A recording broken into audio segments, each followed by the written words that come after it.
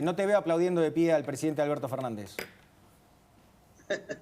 No, qué capacidad para hacer el ridículo que tiene este hombre, por Dios. ¿Por qué? Por Dios, no, vos sabés que no tiene.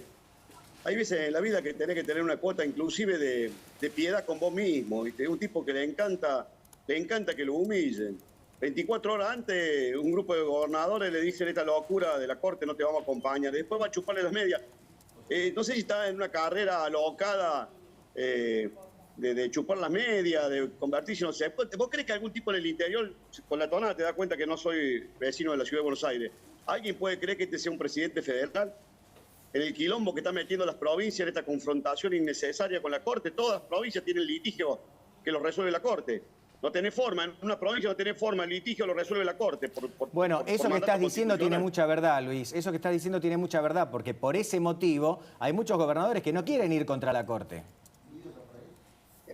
Y pero aparte por sentido común, vos no te podés. Mira, ahora el 6 de enero siempre vienen los reyes, ¿no? Los reyes magos. Bueno, ahora apareció ayer con Capitanich con Zamora, Alberto Fernández, es como digo, como los tres reyes vagos, ¿no? Malhechor, te va a saltar y garca. Y quieren envalentonar al resto de los gobernadores para ir en una disputa con una prueba conseguida propia de un gobierno autoritario, tirano, poner el nombre que vos quieras, porque ¿cómo se te ocurre a vos que vos podés utilizar una prueba para acusar a quien sea, mucho más al presidente de la Corte, una prueba producida por organismos secundarios de la inteligencia? Yo digo, y encima con un tema que con claridad meridiana la Corte está obligada a intervenir, porque hay un conflicto entre dos jurisdicciones. Entonces, es muy difícil. Yo lo digo, debería tener a esta altura del partido, después de 3 años y 2 días y 4 días, este presidente debería tener a alguien que le diga, mirá, estas cosas no se hacen así, Alberto, pero Luis, perdóname. Hay cosas básicas. Pero vos acá yo tengo una duda genuina. ¿Vos considerás que el presidente realmente no lo sabe o lo sabe pero lo hace para caerle bien a la vicepresidenta? Porque hace 1 año o más que está tratando de caerle bien a la vicepresidenta, que nunca más le va a caer bien, por otra parte, a Cristina Kirchner. Lo dije el otro día, Pablito. Lo peor que le puede pasar a un chupamedia, que al tipo que le chupó la media ni siquiera se dé cuenta, o no te tome en serio, o no te visibilice.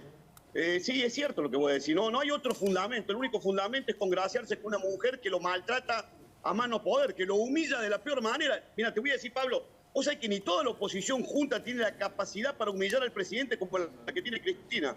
Y sin embargo el tipo ya pareciera que le gustara que lo humille. Esto que acaba de plantear, esta locura, esta arremetida con la Corte, este circo que vamos a vivir los próximos 60 días en el Parlamento argentino, en una pelea que no... ¿Cuál es lo máximo que va a pasar? ¿Que la Comisión de Juicio Político tenga dictamen? Sí, eso va a pasar. Eso va a pasar porque tiene mayoría de kirchnerismo. Y ahí va a quedar, porque eso no va a tener acompañamiento ni en el Pleno del Senado, de diputados, y si llegara a pasar en diputados, cosas que es imposible porque necesita una mayoría grabada, en el Senado tampoco la tenés. Pero nos van a tener 60 días discutiendo estupideces. Quiero mostrarte una foto, Luis, una foto que trascendió y que en realidad trascendió, no, la publicó el presidente de la Nación, Alberto Fernández. La vamos compartiendo mientras tanto. Acá vemos a Alberto Fernández en su despacho en la Quinta de Olivos, hablando con el presidente del bloque del Frente de Todos, Germán Martínez, y con Carolina Gaylar, que es la titular de la Comisión de Juicio Político de la Cámara de Diputados. Lo que tiene en la mano Alberto Fernández es el mismo papel que yo le mostraba al principio del programa, acá lo tenemos, qué bien que lo estoy amortizando, que es justamente la demanda de juicio político contra el titular de la Corte Suprema y contra el resto de los miembros de la Corte. ¿Qué te genera esa foto? Nada, una puesta en escena. Una puesta en escena de 3 actores donde cada uno está viendo cuál va a ser el rol que va a cumplir. El presidente dice, convoqué a la presidenta de la comisión, le estoy dando en mano la denuncia que estoy presentando. Todo argentino sabe, con que lea un poquito, no hace falta estar muy instruido, no hace falta ser profesor de la UBA como Alberto, que eso es una estupidez, que no va a nada, que es una piedra tirada al océano. ¿A dónde vas con eso? Pero te vuelvo a repetir, Pablo, para que también lo sepamos. Nos van a entretener durante 60, 90 días, por lo menos hasta el 1 de marzo, con este tema. Ahora es como decía Lázaro y recién, ¿no? ¿Te imaginás para los bonistas, para los acreedores de la Argentina, los que si tuvieran algún tipo de pleito, saben dice, che, pero si a mí uno tiene que resolver ese tribunal al que este presidente le está planteando una remoción, un juicio político, qué complicado. Si a eso vos lo sumás en un contexto absolutamente complicado que tiene la Argentina. Ninguno de los temas que hoy Alberto ha arrancado estos 4 días que lleva el año son temas que a la Argentina le interese, que al ciudadano común le preocupe. Son todos temas de empatía que él quiere generar con Cristina Kirchner. Pero bueno, lo cierto es que nos tienen ya desde el 1 de enero discutiendo una cuestión que va condenada al fracaso. Pero bueno, son muy buenos para generar relato. En eso hay que reconocer al kirchnerismo, que tiene una maquinaria para generar relato, ¿no? Sí, de hecho, Luis, vos sabés que después de la primera investida contra la Corte Suprema subió el dólar blue. Quiero darle la bienvenida, ya que estamos, a Lucas Romero, analista político. ¿Cómo estás, Lucas? Ahora te voy a preguntar, Lucas, ¿hasta qué punto le conviene políticamente al presidente Alberto Fernández embarcarse en una tarea como ir en un juicio contra la Corte Suprema antes que en resolver otras cuestiones, digo yo, me parecen bastante más acuciantes, como la inflación o la pobreza en la Argentina? Pero antes, Luis, el otro Luis que tengo acá, Luis Gasulla, te quería preguntar algo. Senador, lo que le quiero preguntar, dos cuestiones. ¿Cómo será la convivencia este año con una vicepresidenta condenada en el Senado? ¿Y qué le dicen a los políticos, qué le dicen a usted, ya que hablaba de temas que no le importan a nadie, para explicar que la política o un funcionario autorizó la compra de 500 millones de pesos de gel íntimo? Ten la idea fija, Luis. A ver. Bueno, supongo yo que tiene que ver con la compra de los 10.000 penes de madera. Van comprando en etapa los muchachos para poder aprovechar la adquisición. Y mira, la gente te quiere matar. La gente no tiene para comer, Luis. La gente no tiene para comer, no tiene expectativa. Sabe que no tiene laburo y este año no lo va a conseguir. La inflación le devora el salario si lo tiene. Y el que no tiene salario no sabe cómo sobrevivir. Y te das cuenta que un gobernador gasta semejante fortuna en gel íntimo. Yo digo, no se te pueden reír tan abusivamente en la cara. Hoy casualmente fui a vacunarme, a ponerme la dosis de la vacuna y tuve como 2 horas y media esperando. Y vos sabés que era el comentario de la gente. La gente se siente, ya no tiene, ¿viste? Ya no siente que la humillan con cualquier cosa. Este tipo de noticias son cosas que a la gente es como una cachetada. Cuando la gente está revolviendo la basura para comer, que vos te enterés que un gobernante gasta plata en semejante locura. La verdad que irrita, fastidia. Pero bueno, es una mecánica que tienen ellos. Es una mecánica que les importa absolutamente nada. Para todos tienen un relato, seguramente van a salir a demonizarnos por lo que estamos diciendo, porque en definitiva después te corren por algún lado, te corren con el progresismo ese berreta que tienen. Pero lo cierto es que en un país donde hay, en mi provincia, donde la mitad de los cordobeses son pobres, escuchar que un gobernador se gasta esta fortuna en gel íntimo, la verdad, causa espanto, horror, bronca, fastidio. Y cuando la gente se enoja con todo, Luis. Y el kirchnerismo lo sabe. Eso es algo que venís diciendo. Populares con todo y nos mete a todo en la misma bolsa. Eso es algo que venís diciendo. Le tenés que andar explicando que vos no sos un delincuente, un ladrón, un sinvergüenza, un aprovechador, un oportunista. Es jodido porque eso el kirchnerismo lo sabe hacer. El kirchnerismo es un especialista en embarrar la cancha y ponernos todo en un lugar donde Luis, claramente ahí no luce ninguna virtud. Eso lo venís diciendo hace bastante. Luis, te recomiendo que le prestes atención fíjate que no me he equivocado, Pablo. No. Luis Juez, te recomiendo que le prestes atención al informe que va a hacer dentro de algunos minutos Luis Gasulla, porque tiene revelaciones con respecto al tema del gel íntimo. Ahora sí quiero volver con Lucas Romero y quiero volver con esta pregunta, Lucas.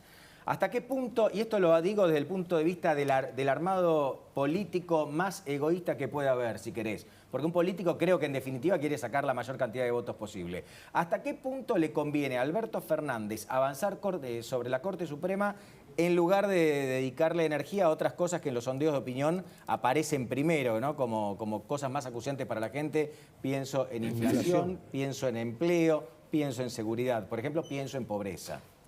Bueno, mientras la economía no ofrezca nada para mostrar, o en todo caso ofrezca cosas para ocultar, probablemente al oficialismo le convenga llevar la pelea política electoral al terreno judicial. Yo creo que el comunicado de presidencia de ayer, a fuerza de hacer una síntesis en el análisis, podría ser el primer afiche electoral de campaña en 2023. Este es un juicio político electoral. Me entristece enormemente lo que me estás diciendo. O sea, no se van a hablar de las prioridades que hay para la gente.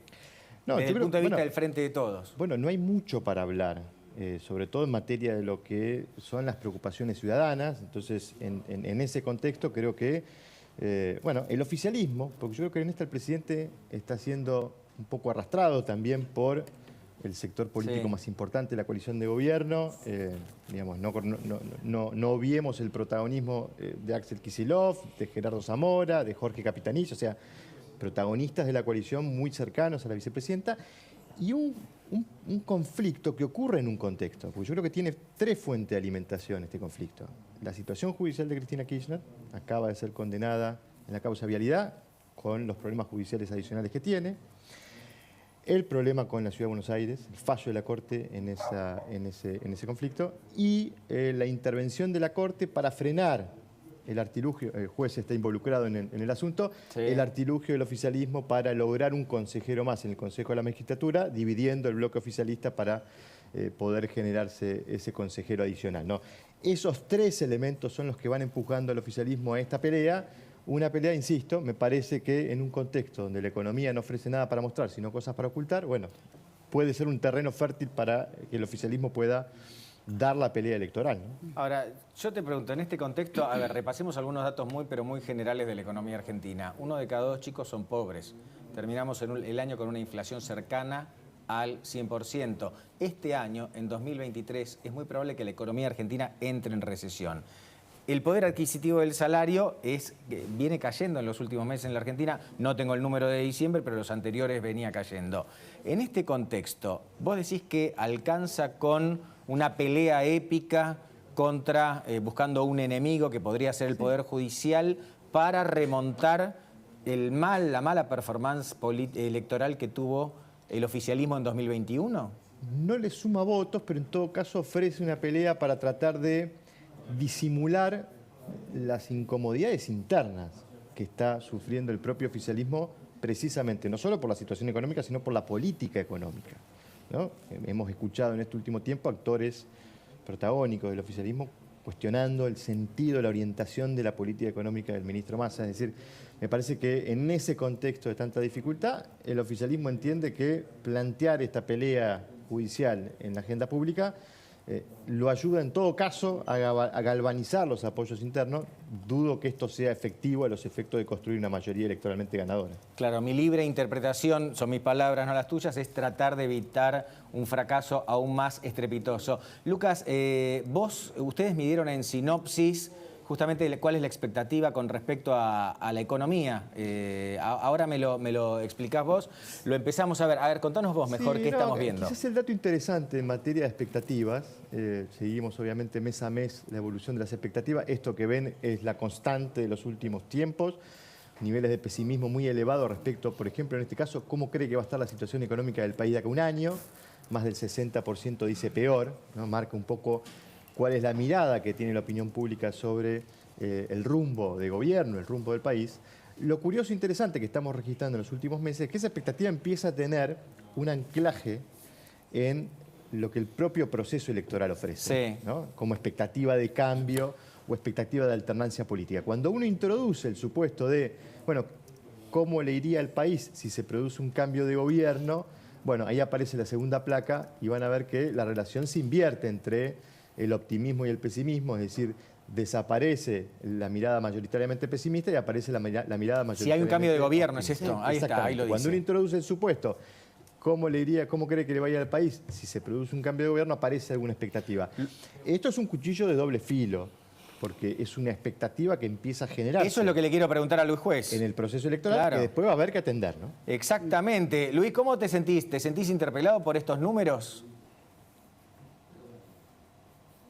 Me pareció muy interesante todo lo que dijo Lucas, muy interesante, porque si vos querés analizar el kirchnerismo con la lógica tuya vas a fracasar, Pablo. Analizarla con la lógica de ellos. Ellos no pueden exhibir logros en economía, no pueden exhibir logros en materia de seguridad, no pueden exhibir logros en materia previsional, no pueden exhibir ningún logro, pero van a exhibir una pelea para que para la construcción retórica le cae maravillosamente bien. Todo lo que vaya a venir mal de la justicia, ellos ya lo van a justificar con el enfrentamiento que le han declarado a la Corte, con la guerra contra la Corte. Sí. Entonces, si en algún momento la Corte promueve alguna cuestión, Lucas recién habló del Consejo de la Magistratura. Le metieron un tate quieto a la Corte. Habrá que ver si la Corte ahora se anima a determinar. Nosotros le hemos ido por salto a la Corte para que diga si nos corresponde a nosotros o la maniobra fraudulenta de Cristina va a tener un resultado feliz. Pero perdóname, ¿vos decís que la demanda del gobierno contra la Corte puede amedrentar a la Corte? Yo digo que la han puesto a la Corte, la han elegido como enemigo y a partir de ahí cualquier noticia negativa que se produzca de la Corte, ellos la justifican diciendo, bueno, si es el enemigo, ¿qué esperaban que hiciera? En eso es inteligente el kirchnerismo para la construcción del relato. Sí. Ellos no le hablan a los que no lo votan, ellos le hablan a su grupo de fanáticos. Y en ese grupo de fanáticos la construcción de un relato épico no es poca cosa.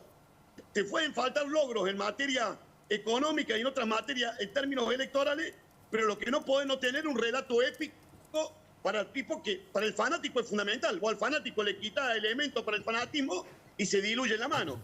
Claro. Con respecto al tema, sí, a lo que vamos vos a eso. a la segunda pregunta, ¿cuál era?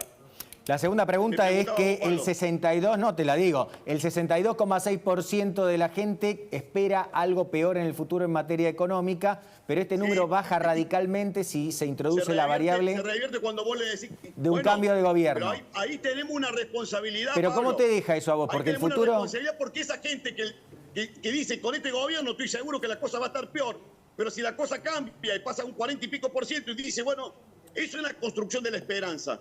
Tenemos que contarle cómo, con quién, cuándo, de qué manera, cómo lo vamos a hacer, en qué tiempo. Porque a mí, por supuesto que me interpela. La pregunta tuya te interpela, claro que me interpela. Pero si de eso se trata la política, generar a la gente una expectativa, una esperanza de que bueno, estos delincuentes claramente no te van a traer ninguna solución. Pero intentemos nosotros, con mesura, con inteligencia, con equipo, con propuesta, con coraje, con mucho coraje, porque vamos a necesitar mucho coraje después del 10 de diciembre, que esa expectativa no se diluya, porque cuando se diluye esa expectativa, ¿qué nos queda? Ahí vas al punto, y voy a aprovechar que tengo un economista sentado en esta mesa, Gustavo Lázari, para consultarle en qué medida son justificadas las mejores expectativas de la población, porque como yo lo veo, lo que viene va a ser muy complicado, venga quien venga. Puede ser más complicado, menos complicado, a ver qué sendero, qué carril agarran, pero lo que viene en materia económica para la Argentina es realmente complicado. Pero quiero saber qué piensa Gustavo Lázari. Yo creo que, no quiero pinchar el globo, pero creo que la expectativa... No, pinchalo tranquilo, acá no hay problema. Ya que estamos, está basada exclusivamente en el deseo. Es más que, lo veo más en la voluntad que en la realidad. ¿Por qué? Porque la próxima... Argentina está muy grave, es un paciente que está muy grave, está mucho más grave de lo que creemos. Y estamos entrando a un quirófano y ningún médico nos va a decir lo que va a hacer adentro del quirófano. Entonces, hasta ahora, todos los precandidatos, candidatos se dedican a insultarse entre ellos, a ver quién es más lindo, menos lindo, sacan algunos termómetros para medirse quién es mejor, pero no le dicen al paciente lo que van a hacer. Y no lo dicen ni muestran con quién lo van a hacer. Entonces me está diciendo, metete con el corazón abierto en el quirófano, te estás por morir, ahora ¿qué hacemos adentro? Y no sé. ¿Cómo no sé? ¿Cómo? No te lo puedo decir ahora, no te lo voy a decir. Entonces, yo te digo por qué no te lo dicen, porque lo que viene en la Argentina necesariamente es un ajuste. Lo lamento. Del tipo que sea. Y quién gana una elección, ahora me lo vas a contestar vos, Lucas, ¿quién gana una elección diciendo que va a ajustar, ¿no? Eso es un problema, esa pregunta te la dejo a Lucas, pero permitime, yo tengo... Otra responsabilidad. Cualquier fabril, cualquier tipo tiene una fábrica, tiene la máquina rota, llama al mecánico y no le digo, che, loco, decime cosas lindas. No, loco, arreglala. Y te sale tanta guita, te sale tantos cambios, lo tenés que hacer sí o sí. Y yo quiero esa respuesta para poder ver cómo invierto. La Argentina ahora no queremos escuchar al médico, queremos siempre que nos hagan masajitos en la espalda. ¿Sabes qué? No pasa. No, está bien, pero en algún momento, o sea, vos me decís que la expectativa positiva es injustificada. Yo quiero creer que en algún momento el país o se va a arreglar o se va a encaminar de otra manera. No se puede vivir con 50% de pobreza, salario por el piso. No, pues totalmente, pero Luis lo dice bien. ¿Y el cómo? ¿Y el cómo? Bien, Camila. Bueno, por ahí preguntándole a los dos, Lucas particularmente, ¿hoy no hay un cambio de discurso respecto de que hay una parte de la sociedad que tolera la palabra ajuste, no por ahí la palabra, sino lo que está detrás, con tal de pensar que podría mejorar en el futuro? Sí, a ver, lo que pasa, el problema es el contexto en el cual ocurre, ¿no? Un contexto en el que el salario se ha venido deteriorando, particularmente en los sectores de bajos ingresos. Hay un dato que para mí es tremendamente preocupante, quizás en esto que plantea a veces vemos que el país está mal, pero no vemos la profundidad de ese diagnóstico. El salario de los informales en los últimos 12 meses, según los últimos datos disponibles, está casi 20 puntos abajo de la inflación. Y estamos hablando de aproximadamente un 35-40% de la población que tiene ingresos informales. Es decir, la inflación ha venido deteriorando muy profundamente el ingreso de la gente, con lo cual no es solamente el ajuste de corregir un desequilibrio fiscal, sino es una economía que languidece, una inflación que sigue siendo elevada a pesar de la desaceleración de los últimos meses. Entonces, digamos, puede existir la voluntad de hacer un esfuerzo para terminar de ordenar las cuentas y el rumbo del país. El problema es que este es un proceso que viene de mucho tiempo atrás y que está produciendo mucho daño y mucho malestar en la calidad de vida de la gente, ¿no? Esta es la dificultad para entender en qué medida la sociedad está dispuesta a hacer un esfuerzo adicional más allá del que ya hizo, ¿no?, en todo este tiempo. Bien, Luis, escuchá lo que va a contar ahora Camila Dolabjian, porque te voy a pedir naturalmente una opinión con respecto a esto. Te paso el título nada más y ella lo desarrolla. Les paso a todos el título. Plan para regular